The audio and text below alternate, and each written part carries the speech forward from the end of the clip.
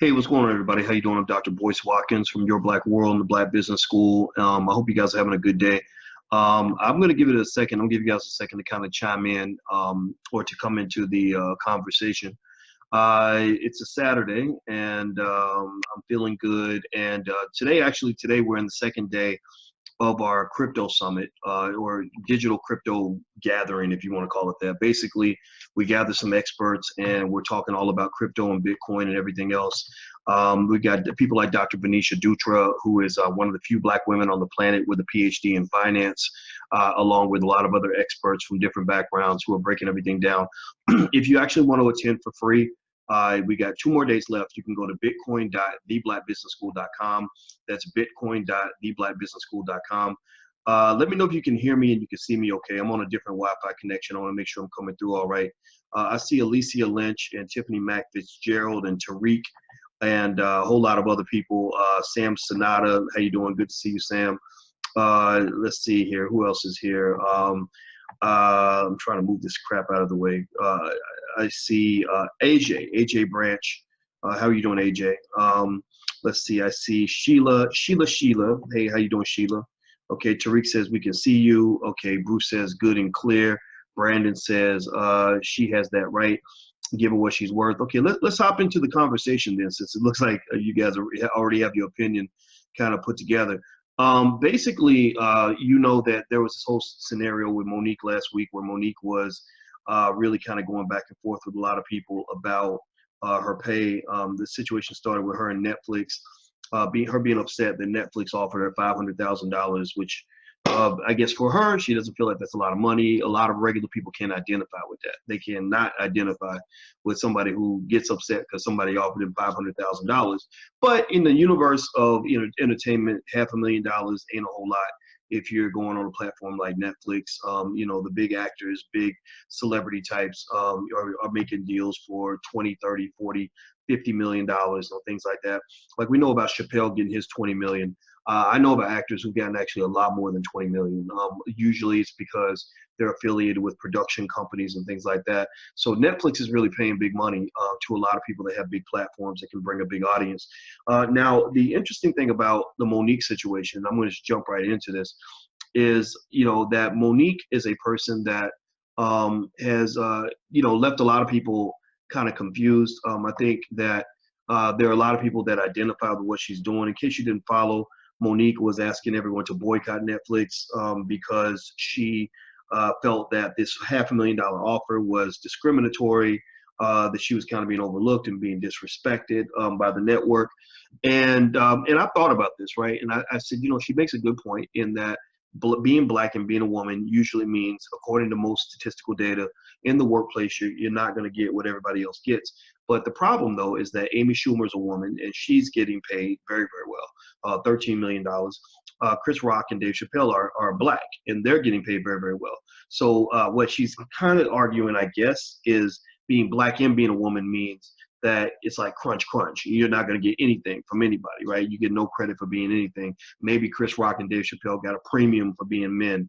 Maybe Amy Schumer got a premium for being white. But Monique doesn't get any premium because she's not white and she's not a man. That's a valid argument. I think that could be made. But the problem with that argument, though, is that when I'm sort of analyzing this, and I was reading up on it because I like to follow up and see what's going on with these stories. And one of the things I've concluded as I've kind of followed up on everything that's happened with Monique is, I'm gonna just be real with y'all. Based on my analysis, this is my gut talking. This is me speaking as a person who doesn't know Monique. I'm not friends with her or anything like that. But I know people and I see things and I can analyze things and I read things and I trust my gut. My perception is that Monique probably gets penalized heavily for kind of being a little bit of a delusional asshole. Not a complete delusional asshole. She's not completely delusional. She's not a complete asshole. But but some of the things that she's saying and some of her reactions to other people, unfortunately, give a very delusional asshole-ish kind of vibe. Right. And where does that come from? And maybe I'm even jumping in there and just laying it out, telling it like it is, because, we've seen other delusional assholes who are in the public eye, some of them in the conscious space. And, nobody wants to work with an asshole. You know, I've known people in Hollywood who are just, you know, not good people, very demanding, you know, overwhelming in terms of having supersized egos that are bigger than a freaking house. And, you know, and nobody will work with them. And what happens is this person, unfortunately, somebody gave them the wrong memo.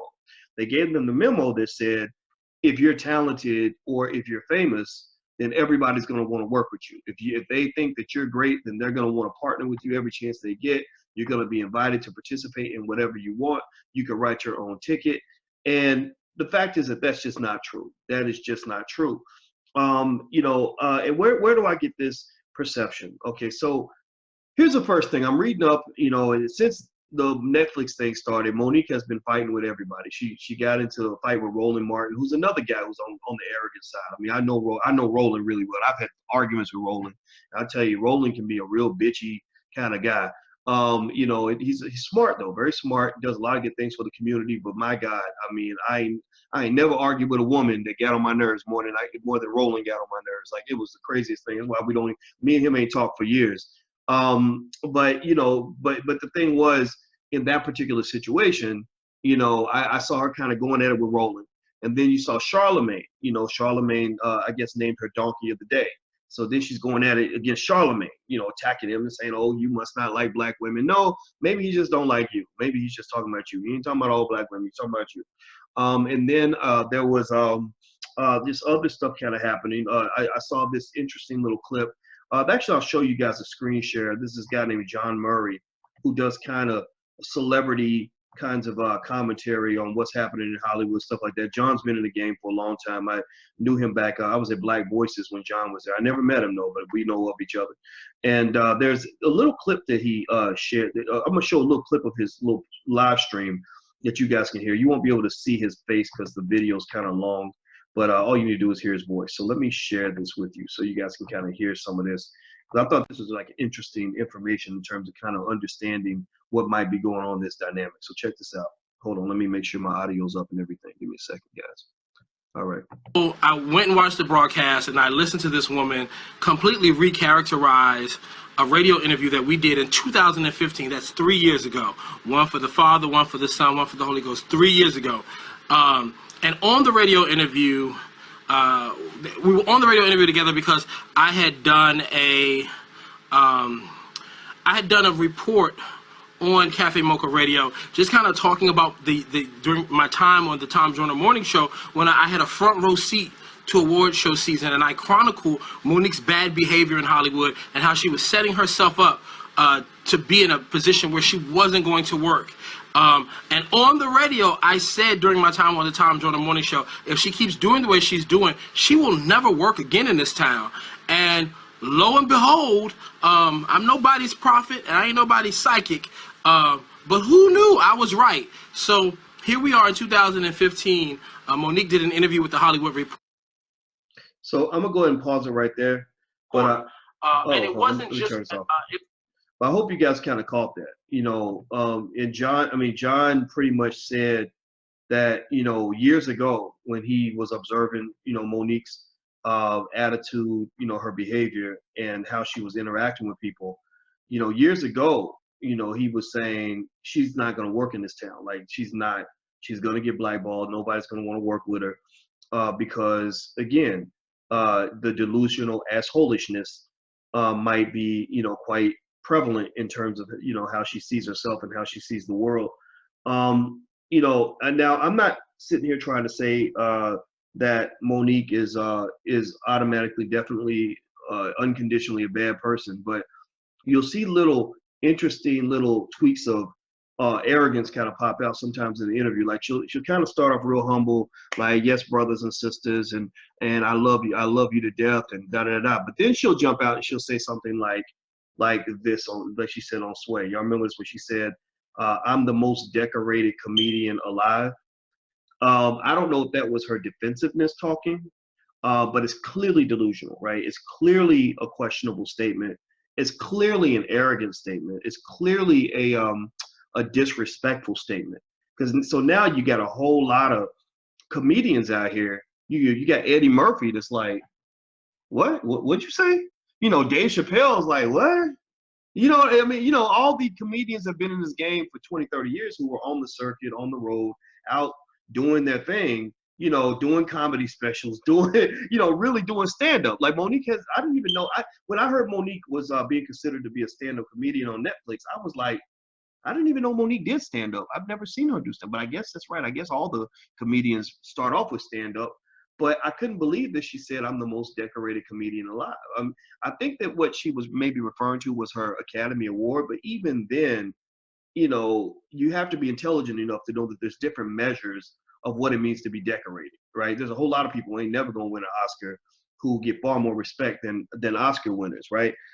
So when she said that, that kind of made me think, okay, that's not an accurate statement at all, and that's gonna cause her a lot of backlash. And she probably didn't think that went through very well, and she's attacking people by making a claim like that. It's almost like saying I'm the most highly sought after scholar in the world, whatever. Like, if you are, then just be that. Like, you ain't got to tell everybody that, right? And so I think that when you see somebody do that, that really is a symptom of some kind of weird narcissism, some sort of, symptom that they might not be, sort of connected to the same reality as the rest of us.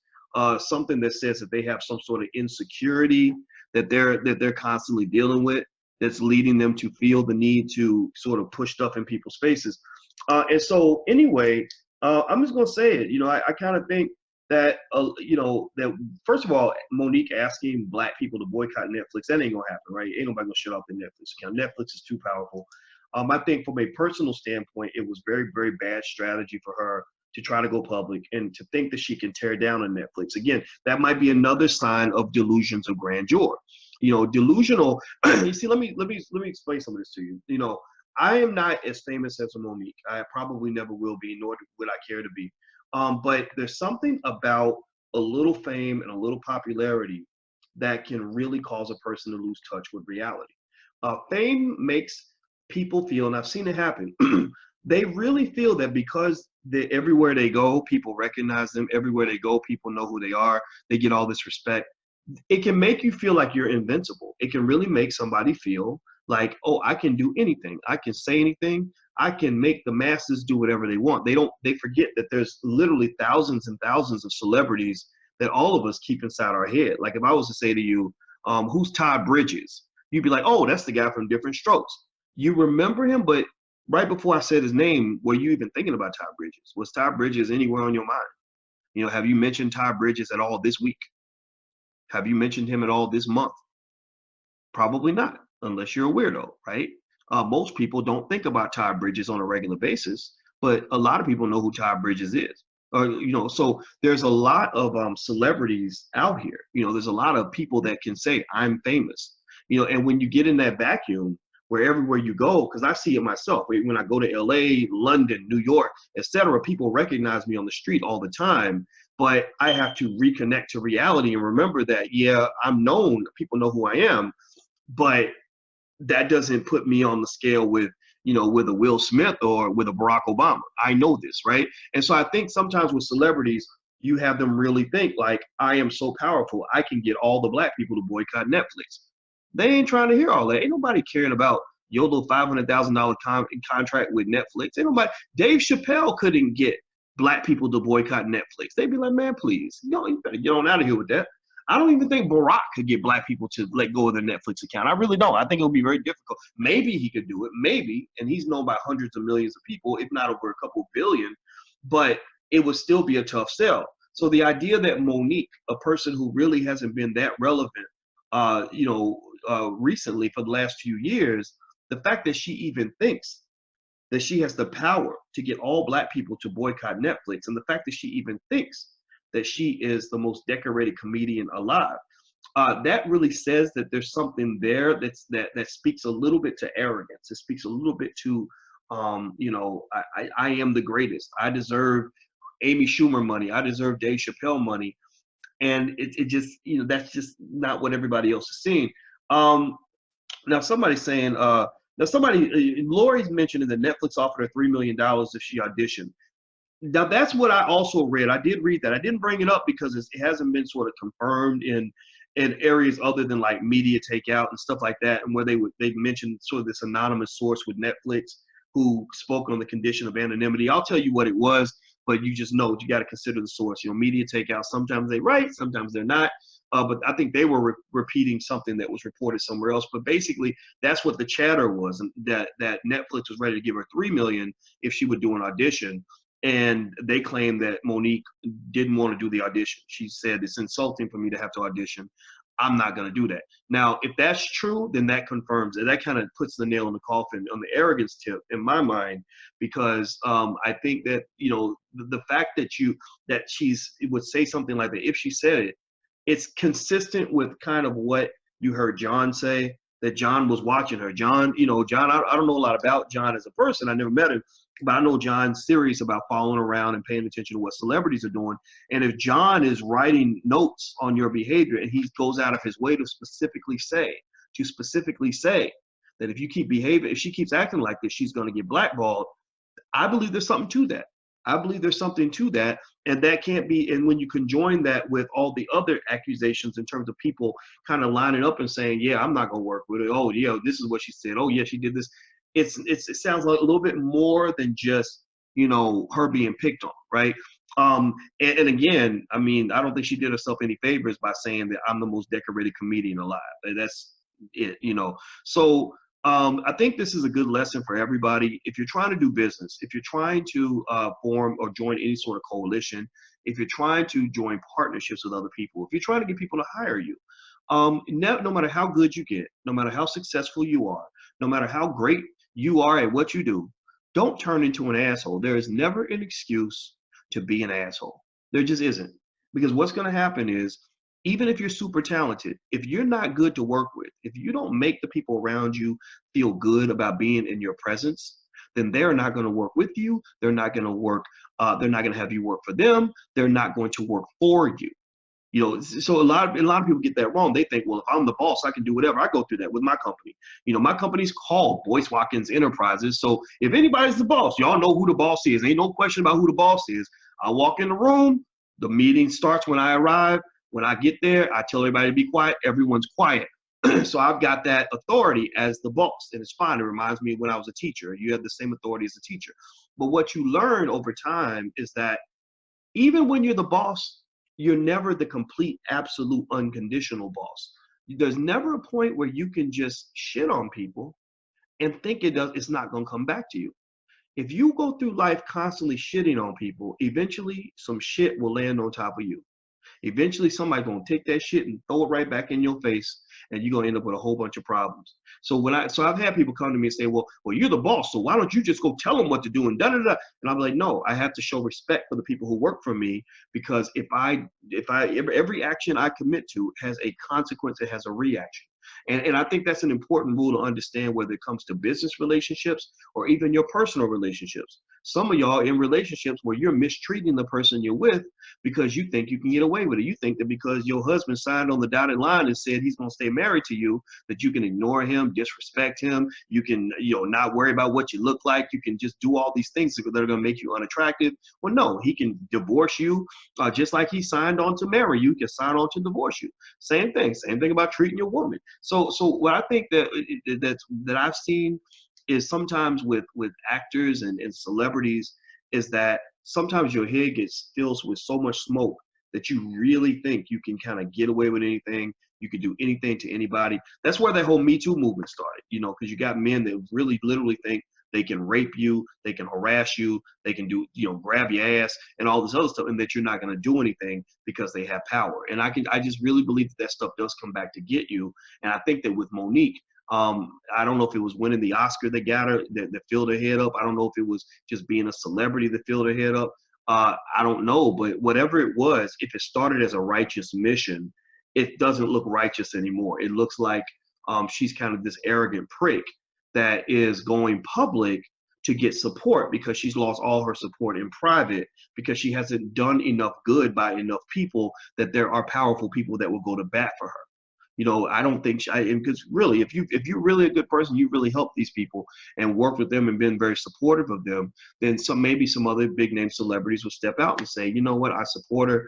I want to see her win. And you did have what's her name, the comedian Wanda Sykes. Wanda Sykes did say, Netflix did the same thing to me, and I support Monique. But besides that, you really haven't seen much anything else. So I don't know. Again, I can't say for sure. But it does kind of look a little weird to me. Actually, here's what she got mad at Charlemagne for. Charlemagne, Charlemagne's my guy. He's my friend. We don't talk every day, but we know each other well enough to know each other. And he has this thing where he makes people donkey of the day. So one day, if he ever makes me donkey of the day, just know I'll be disappointed because he likes to roast people, but he's good at it, and he's accurate. He's actually a very intelligent guy, and he makes a very good argument. So check out what Charlemagne had to say about Monique. Here you go. You are a donkey.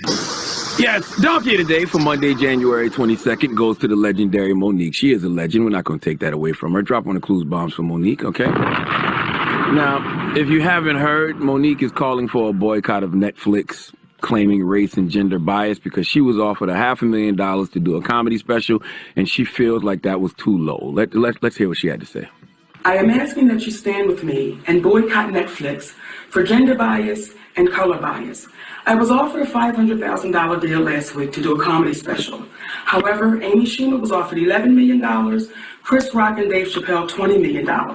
Then Amy Schumer went back and renegotiated $2 more million because she said I shouldn't get what the men are getting, they're legends. However, I should get more, and Netflix agreed.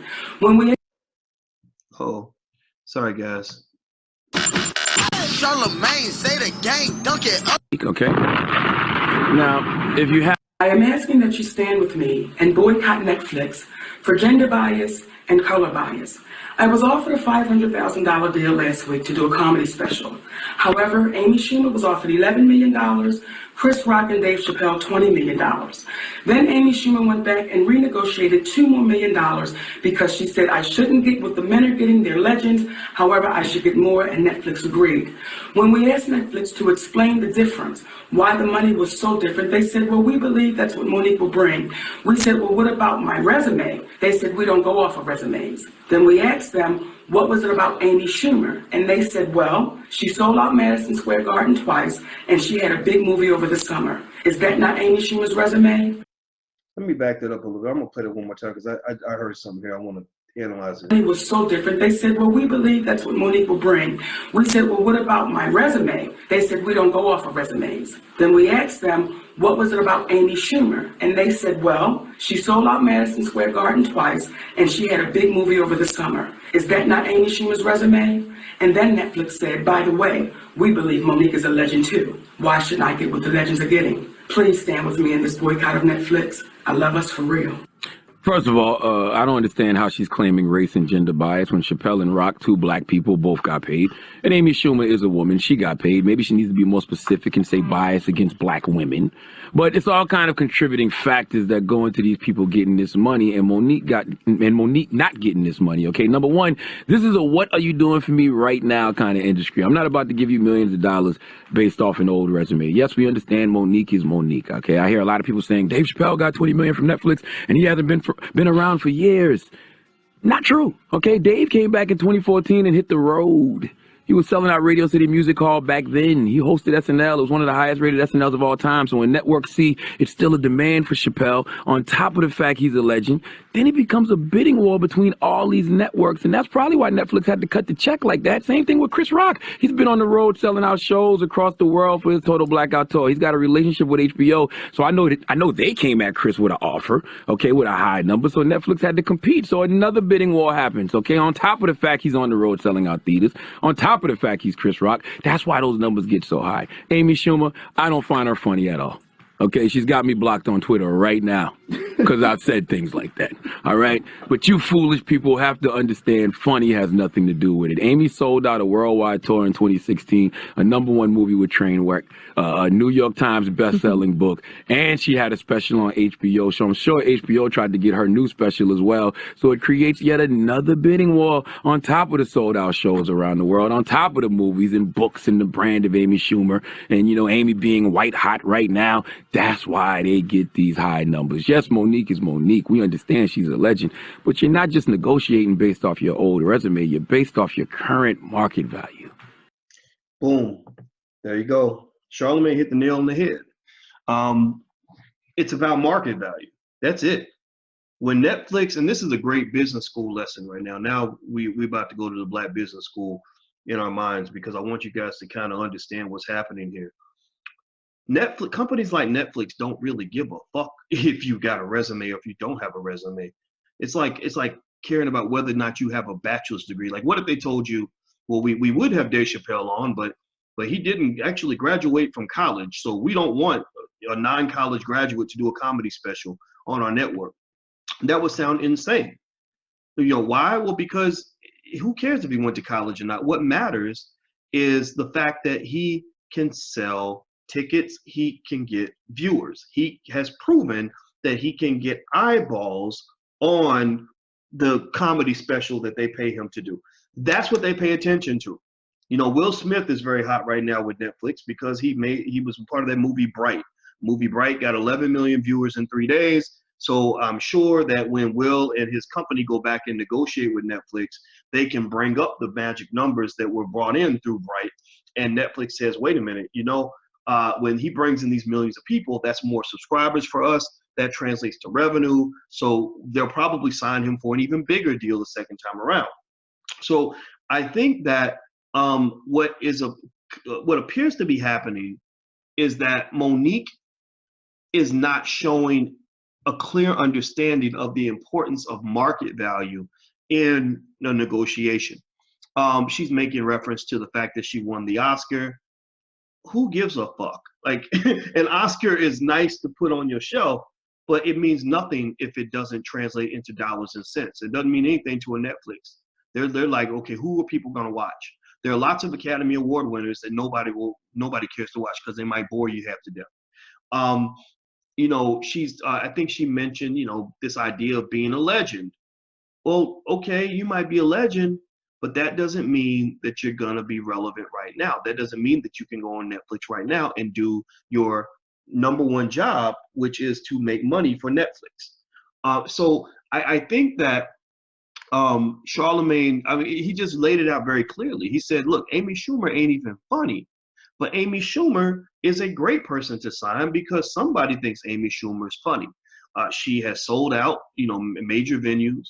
She has the hit movie that made a ton of money. She has the best-selling book that made a ton of money. And so at the end of the day, negotiations a lot of times come down to what Charlemagne mentioned as market value. What does the market want to see? The market is people like you and I. When we turn on Netflix, which videos are we going to click on? And so I think that, when you start getting into this stuff about the way things are supposed to be, like, oh, well, a woman's supposed to make the same as a man and Black people are supposed to make the same as white people. That sounds good. I mean, that makes sense, right? It's about fairness and equality and everything. But unfortunately, the market just doesn't do that. The market does what it's going to do, period. It's not going to sort of tell you that, oh, well, you should pay this person the same just because they do the same job.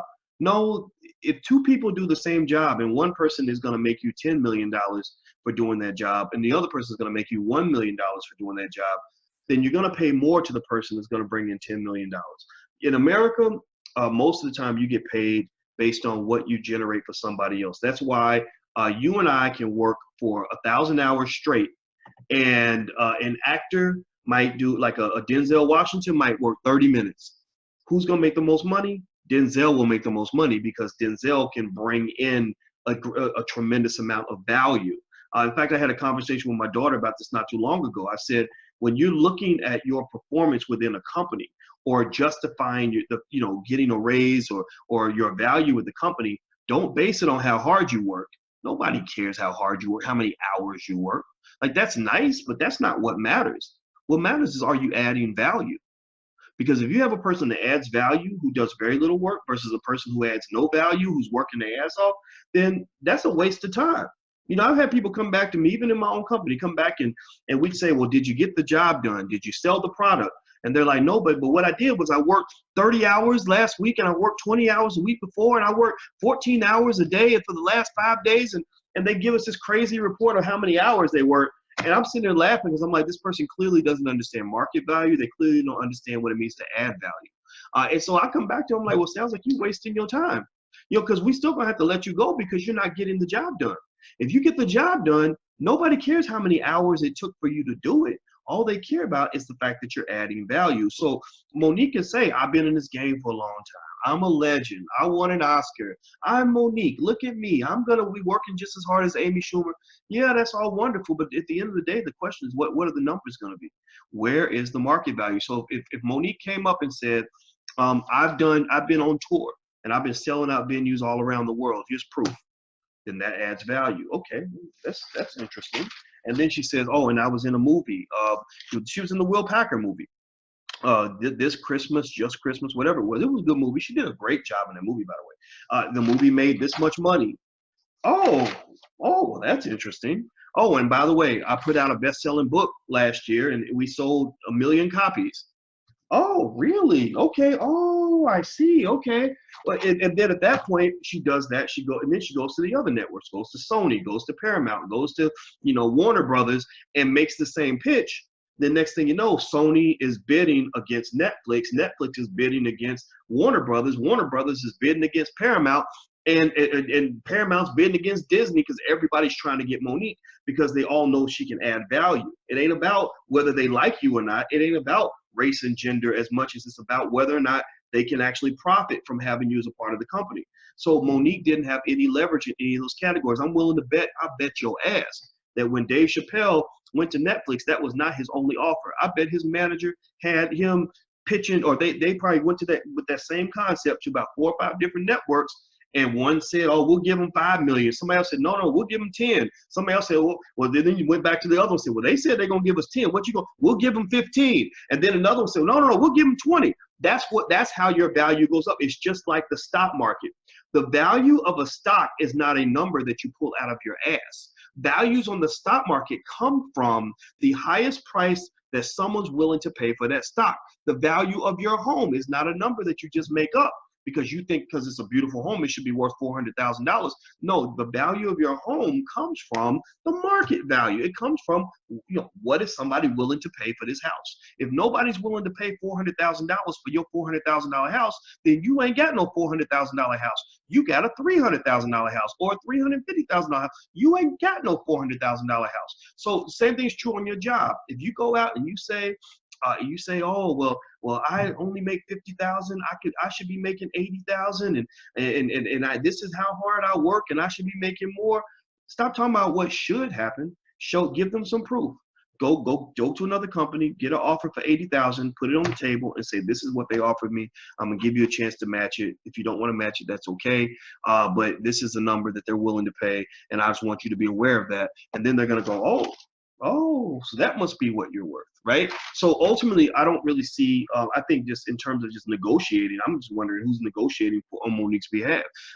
Is it the husband? And, she brings her husband onto every, podcast or whatever to talk on her behalf. If her husband's doing the negotiation, maybe somebody else should be doing her negotiating because something isn't quite right in that area as well. At least, again, the finance professor in me is kind of like my eyebrows are kind of cringing a little bit like, wait a minute, this ain't really adding up. The human being in me is picking up on a little bit of narcissistic assholishness, which will definitely get you blackball. And I think that Monique's put herself in a bad spot. But I think what I would do if I were Monique is I would probably try to figure out ways that you can leverage your independent market value. You probably need your own platform. Like, it's funny. It's kind of ironic for me to call Monique an arrogant asshole, because some people have even said I'm an asshole, and not because I try to be, except because, like when it comes to white supremacy, like I just kind of say whatever comes to mind, and then next thing you know, I become the asshole in the room or whatever. So one of the things I learned about myself is that I really shouldn't be working for somebody else. I shouldn't be connected with somebody else's network. I need to go out and develop something of my own. So I think Monique, given that she and her husband like to talk a lot, given that anybody can make a movie as long as you can find a way to raise the money, and Monique is extremely talented, why not make your own movies and sell them? It's possible. Tariq, now she does it, and Tariq makes millions of dollars every time he puts out a movie. So it's doable, Now, is it going to be Netflix money? I don't know. Is it going to be the money that you get working for these white folks? Probably not. But, it would give you freedom of speech. Assholes need freedom of speech. So you can just be an asshole and it don't matter because you're the boss of your environment, right? So that's my verdict on Monique. I wish her well. I think that maybe perhaps she might have some opportunities. I think that when she does a movie, she does very, very well.